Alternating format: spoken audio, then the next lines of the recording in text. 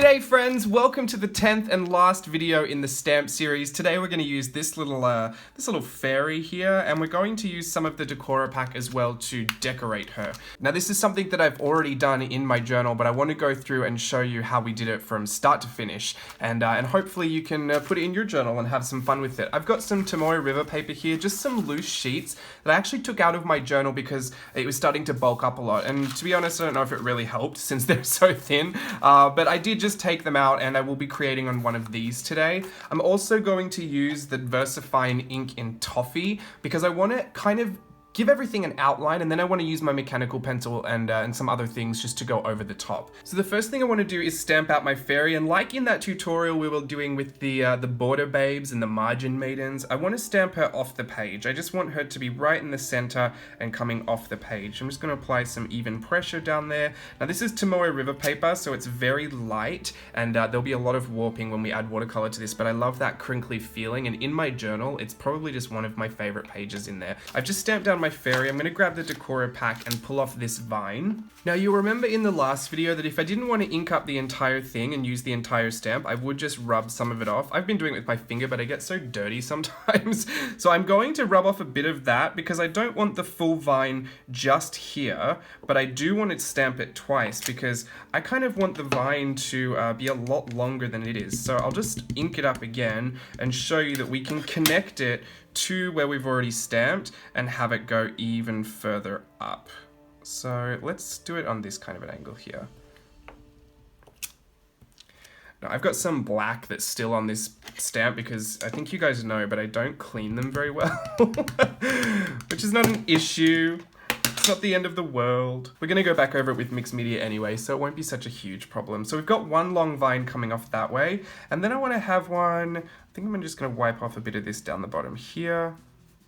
I wanna have this one kind of going off the other direction. So it's kind of like antlers, but they're like vine antlers this time. I'm gonna add this just over here.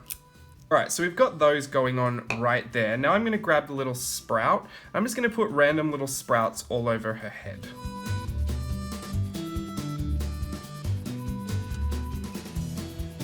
There we've got a lot of little sprouts coming off her head as well. Now this is where I'm pretty comfortable with the stamping. Now I'm just getting to the coloring and some of the details. What I'm going to do is actually tape this down to the table because I do like the crinkle and the warping of the paper, but I think it's just going to go flying on me if I just have it kind of loose. So I want to just use some washi tape because the tack on that is not so strong, so I can pull this back up again once I'm finished. Right, let's grab some watercolor. I've got my Daniel Smith palette here. Now you don't need to use anything as fancy as this, but I just love some of the colors in here, so I'm gonna be using this today. You can use any kind of watercolor you want, but I like the watercolor because you can get a lot of really beautiful effects on this paper in particular. So I'm just gonna grab some raw sienna light and just put it down here and give it a very light wash.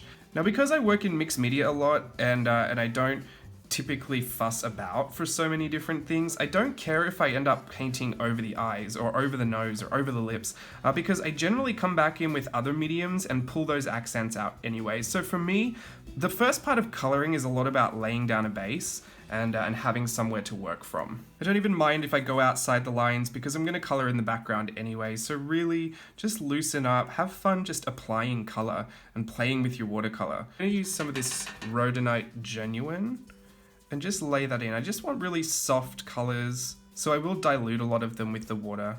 Again, I'm not so fussed if I go outside the lines, especially when I'm going to watercolor a lot of the background. I think it's totally fine.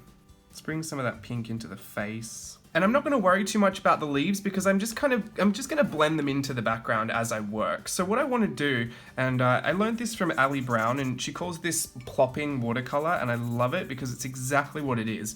You're just kind of wetting your page a little bit, saturating the areas that you want the color to flow into, and then you're just going to plop your watercolor in there.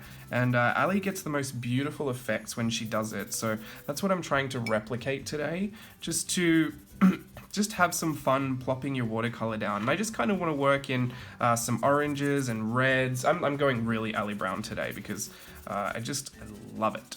Adding a lot of water and letting it pool around with itself and the watercolor interacting with each with the other colors, I think you don't really have to do a lot. You can just kind of watch it play. So don't sit there and get too labored with it. The only thing that I would kind of be particular about is when I got closer to the head, I would start to add maybe a bit darker a color so that I could really pull out where the background is and where her features start. So I kind of want to darken up the areas around her face and just imply that she's kind of, you know, she's more well lit, she's more in the foreground.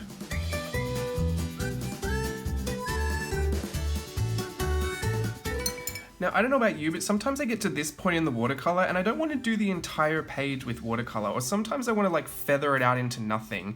So a really fun, simple way to not have to finish a full page of watercolor, but kind of end it, I would say, is just to create some loops at the top, pull some of the color that you've been working into the page already, and just kind of make some fun little loops. And put little loops on top of those loops, kind of like mermaid scales, just bouncing off the top of your watercolor, and make some bigger than others. Alright, now that I've got a bit of color down on the page, you can already see it's starting to warp, but let's not get too upset about that. I'm going to give it a bit of a dry. Now, I've already gone over some of these areas here, and the best thing about watercolor is you can kind of pick it up and move it around some more. So I kind of got a bit messy. I'm going to bring some of that pink into the face a bit more, and then any that I don't want, I'm just going to blot out. Because it kind of got a little bit red over there.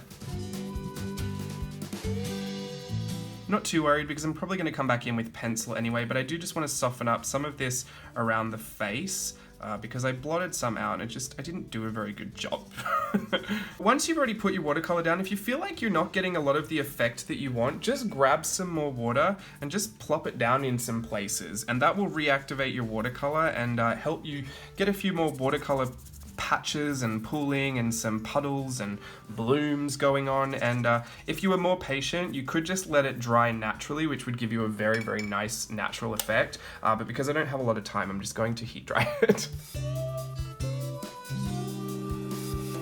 Now that that's all dry, I'm actually going to go in with a few pencils. I've just got a few different light pinks and a white here, and I just want to start shading in some of the face. Like I said, the watercolor for me is sometimes more just of a base to get myself started so that I'm not working straight on top of white, because I do like to bring out my white highlights and I want those to be where I want them. I don't want to just have to you know, figure that out as I'm drawing sometimes, because I can always go back in with a white paint pen or a Uniball Signo. So I'm just going to add some shading around the face and a little bit to the top of the eyes up here.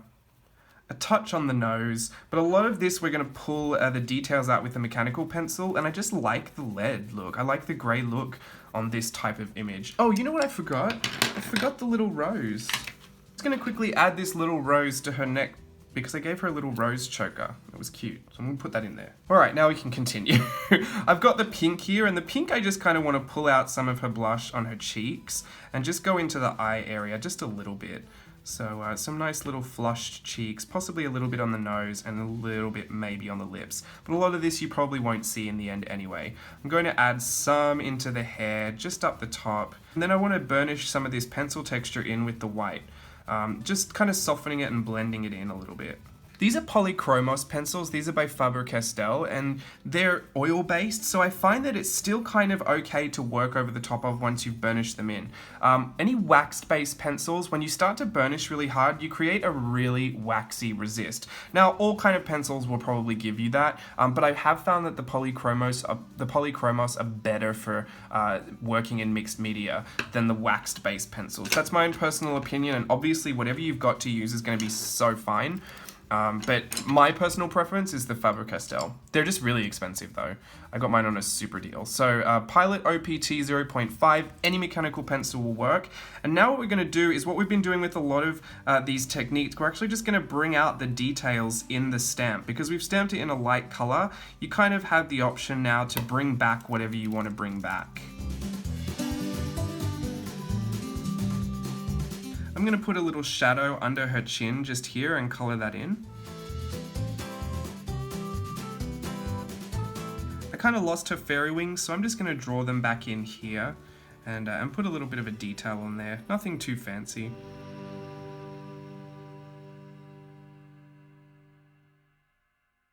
Don't be afraid to add in all the extra little lines. I find that that's what makes pieces look a lot more interesting and that you spend a lot of time on them. So you can see here I've got these 2 lines that I'm going to follow, but I actually just want to put a few more in there. So I might just go inside the lines and put one in there. When I come up to do this one up here, I'm just going to add in extra lines as I see the space available for them, and then it'll look like we spent a lot more time thinking about our details than we really actually did. Especially in the hair. I think the hair is always a great place to add in lots of extra little lines.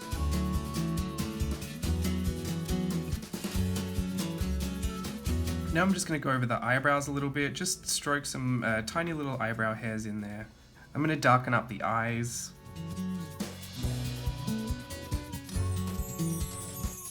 And then on top of the socket just here, I'm just going to put a little bit of shading just on the outside, just to deepen up that shadow a little bit.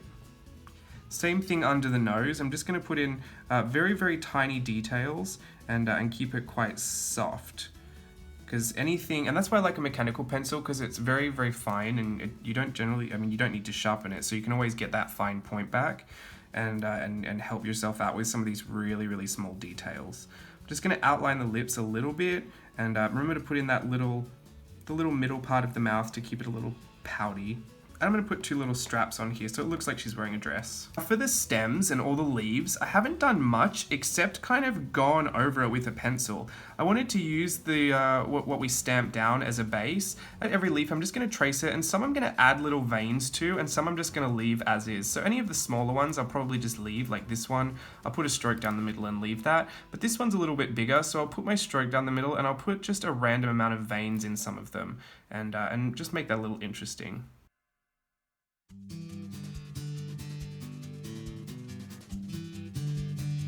I also want to do it with these sprouts down here as well. I just want to outline those and connect those back to the head, just so it looks like all of it is something that we've drawn and not stamped. The beauty of this too is that because we've stamped the same vine on each side, depending on how you draw the leaves and pull out the details, it will look like a different vine. It would look like you used a different stamp, or that you just had the skills to draw 2 relatively similar but very different vines. I just love stamps for cheating like that. I find so much more use out of stamps that I'm going to alter and use as tools to get me to something else than I do as just stamps just to stamp. Do you know what I mean? Like, I don't really have anything other than letters that I would just stamp down, but I'm not a massive stamper. I do just love them for the technique of using them as tools and bases to start your work.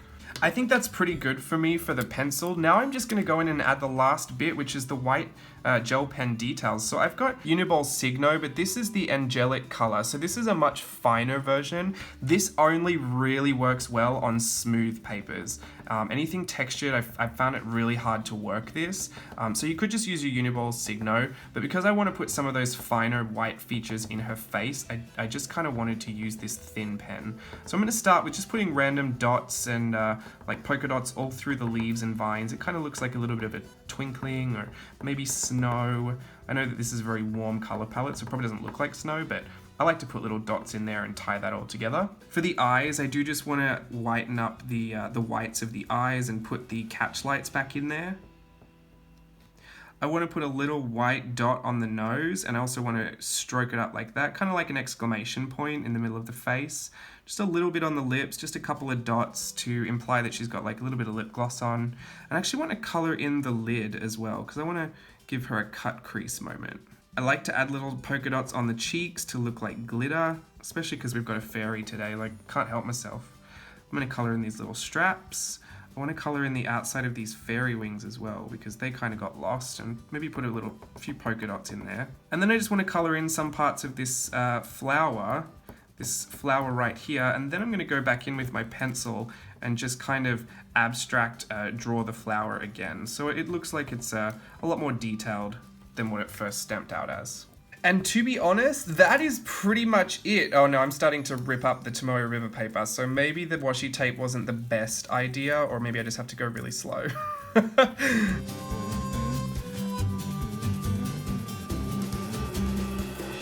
It's free!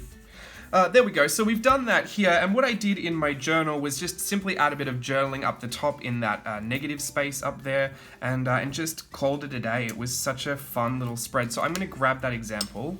Here it is right here. So you can see they're exactly the same in idea, and probably, I think I even tried to copy them almost exactly the same. This looks a little longer, so maybe I cut off a couple of extra on this.